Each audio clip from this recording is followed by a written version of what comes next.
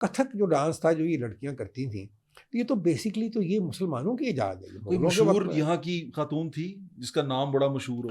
नहीं देखिए, मैं नाम इसलिए नहीं लूँगा कि वो हमारी बड़ी-बड़ी अब क्या कहते हैं अदाकाराएँ जो हैं पाकिस्तान की, सबका ताल्लुक है यहाँ से, बताए ना उसका मियाँ नहीं साहब, था। जिस सुनने में आता है कौन कौन थी वो? सब आप जितने बड़े नाम हैं ना, आप देखें पाकिस्तान में भी, हिंदुस्तान में भी शमशाद बेगम थी। संजय लीला भंसाली ने जो हीरा मंडी बनाई थी, वो हीरा मंडी और ये जो हमारे अकब में हीरा मंडी है, इसमें क्या फर्क है?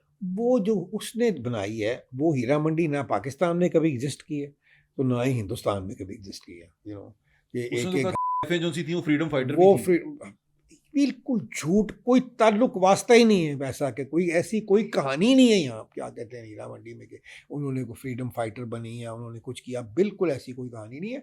और उसने ख़ास तौर पे देखो, उनसे जब ये उनका राइटर यहाँ आया था, तो उससे कहा गया था कि आपने जो स्टोरी लिखी है ये गलत है। तो कहता था हमें फ़र्क नहीं पड़ता, हमने तो सिर्फ हीरा मंडी का नाम इस्तेमाल करना है, बाकी उन्होंने अपनी फैंटेसी बना दी सारी।